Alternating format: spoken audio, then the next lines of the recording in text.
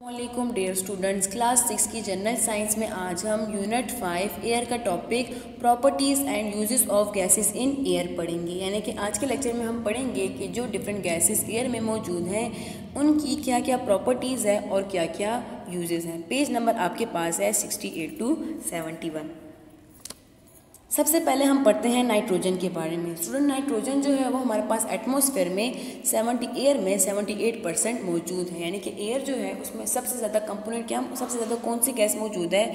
Air में सबसे ज़्यादा नाइट्रोजन गैस मौजूद है। नाइट्रोजन जो है वो हमारे पास एक कलरलेस एंड ऑडरलेस गैस है। यानी कि नाइट्रोजन जो है N2 जो है इसका ना तो कोई कलर है, ना ही इसकी कोई स्मेल है, ना कोई ऑर्डर है। अब इस नाइट्रोजन गैस की यूजेस क्या है? नाइट्रोजन गैस जो है जो एटमॉस्फेयर में मौजूद है ये क्या करता है? It slow down the process of burning, rusting and decay. यानी कि नाइट्रोजन की प्रेजेंस में जो बर्निंग का जो प्रोसेस है, रस्टिंग और डिके का जो प्रोसेस है, बर्निंग यानी कि जो जलने का अमल होता है, डिके रस्टिंग जो जंग लगने का अमल है, जो कोरोजन का जो अमल है, या फिर डिके जो डिकम्पोजिशन का प्रोसेस है, जिसमें जो है लार्ज और माइक्रो ऑर्गेनिज्म जो डिकम्पोजिशन करते हैं, नाइट्रोजन की प्रेजेंस में जो है ये प्रोसेस जो है ये स्लो डाउन होते हैं, ये आहिस्ता आहिस्ता होते हैं। इसके साथ साथ liquid nitrogen use as a coolant. Nitrogen जो है वो हमारे पास एटमॉस्फेयर में गैसियस स्टेट में मौजूद है, लेकिन अगर इस नाइट्रोजन गैस को लिक्विफाई किया जाए तो जो हमारे पास लिक्विड नाइट्रोजन होगी उसको एज अ कूलेंट यानी कि उसको कूलिंग एजेंट के तौर पर, उसको कूलिंग और फ्रीजिंग के लिए, फ्रीजिंग पर्पसेस के लिए इस्तेमाल किया जा सकता है।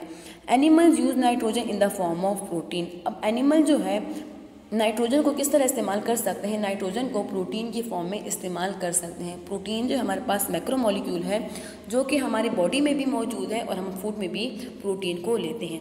प्रोटीन जो है ये किस चीज़ से मिलकर बना है? ये नाइट्रोजन का कंपाउंड है, यानी कि इसमें नाइट्रोजन मौजूद है। हमारी बॉडी में प्रोटीन कहाँ कहाँ मौजूद है? हमारी ब्लड में हीमोग्लोबिन है जो कि प्रोटीन है। इसके साथ साथ जो हमारे नेल है, हेयर है, जो स्किन है, ये क्या है? ये प्रोटीन है। तो हमारी बॉडी में प्रोटीन नाइट्रोजन मौजूद है in the form of protein. इसके साथ साथ एनिमल्स और ह्यूमन बीइंग जो खुराक लेते हैं, यानी कि हम जो खुराक लेते हैं, पल्सेस हो गई, मीट, एग वगैरह, ये भी क्या, इनमें भी प्रोटीन शामिल होते हैं। तो एनिमल्स और human being use nitrogen in the form of proteins. Plants किस तरह नाइट्रोजन को इस्तेमाल करते हैं? Plants use nitrogen in the form of nitrates. अब सॉइल में क्या होते हैं? आपको पता है कि प्लांट जो है वो सॉइल से अपने लिए डिफरेंट तरह के मिनरल्स एब्जॉर्ब करते हैं। सॉइल में नाइट्रेट्स मौजूद है। नाइट्रेट्स क्या है? ये नाइट्रोजन का कंपाउंड है। तो प्लांट्स क्या करते हैं? नाइट्रेट्स की फॉर्म में नाइट्रोजन को यूटिलाइज करते हैं। इसके साथ साथ जो खाद वगैरह होते हैं जो प्लांट्स को प्रोवाइड की जाते हैं, जैसे कि यूरिया हो गया।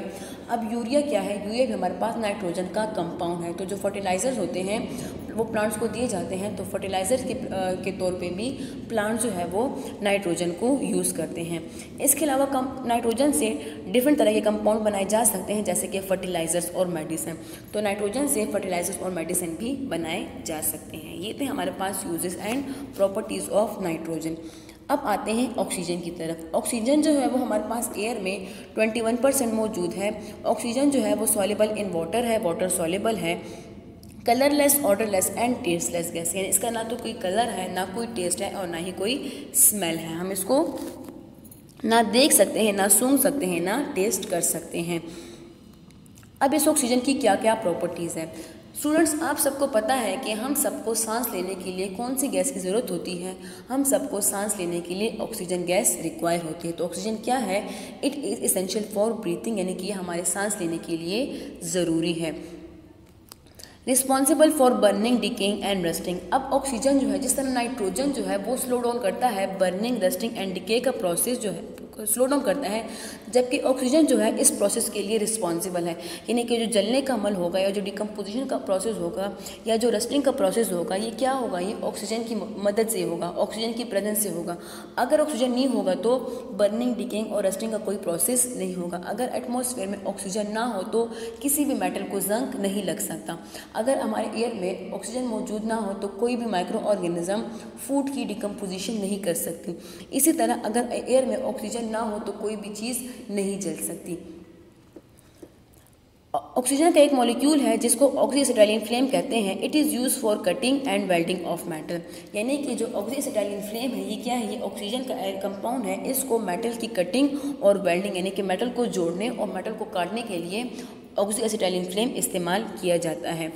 इसके साथ साथ जिस तरह की लिक्विड नाइट्रोजन को एज अ कूलेंट इस्तेमाल किया जाता है, लिक्विड ऑक्सीजन को as a fuel in space shuttle इस्तेमाल किया जाता है। स्पेस शटल क्या होते हैं? स्पेस हमारे पास खलाई जहाज़ होते हैं जिसको खला में भेजा जाता है। तो इन स्पेस शटल में जो फ्यूल होता है, जो ईंधन होता है, वो क्या होता है? वो लिक्विड ऑक्सीजन यूज किया जाता है।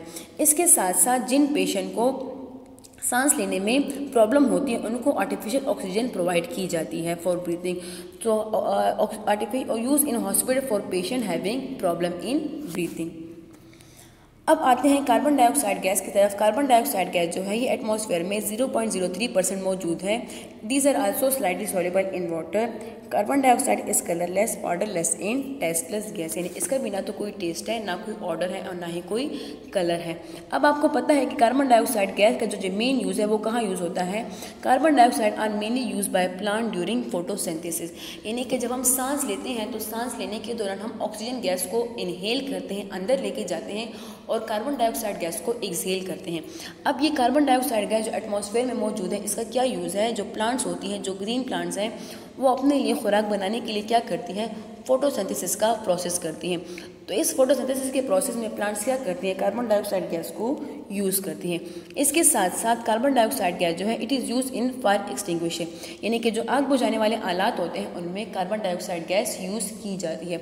जिस तरह कि मैंने कहा कि हम जो है कार्बन डाइऑक्साइड गैस एक्सहेल करते हैं, तो अगर आप लोग देखें, अगर आप मोमबत्ती को जलाएं और उसको फूंक मारें तो वो बुझ जाएगी। क्यों बुझ जाएगी? क्योंकि फूंक मारने से कार्बन डाइऑक्साइड गैस जो है वो रिलीज़ होती है। तो कार्बन डाइऑक्साइड गैस क्या करती है?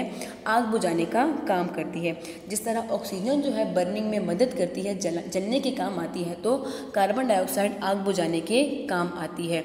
It is also use in soft drink. जो सॉफ्ट ड्रिंक होती है, जो कोल्ड ड्रिंक होती है, इनमें जो बबल्स आपको नज़र आते हैं, ये किसके होते हैं? ये कार्बन डाइऑक्साइड गैस के होते हैं। It is use in the preparation of baking soda and washing soda, यानी कि जो कार्बन डाइऑक्साइड है इसको बेकिंग सोडा और वॉशिंग सोडा बनाने के लिए इस्तेमाल किया जाता है। तो स्टूडेंट्स, ये थे हमारे पास uses of nitrogen, carbon dioxide and oxygen. Next lecture में हम इंशाल्लाह uses and properties of water vapour and noble gases के बारे में पढ़ेंगे। इसके साथ साथ मैं स्टूडेंट्स मैं आपको बताती चलूँ कि आप लोग अपनी वर्क बुक्स और नोट्स बुक, इसमें जितना भी काम करवाया गया है वो आप सब स्कूल चेकिंग के लिए सबमिट करवा दें। शुक्रिया।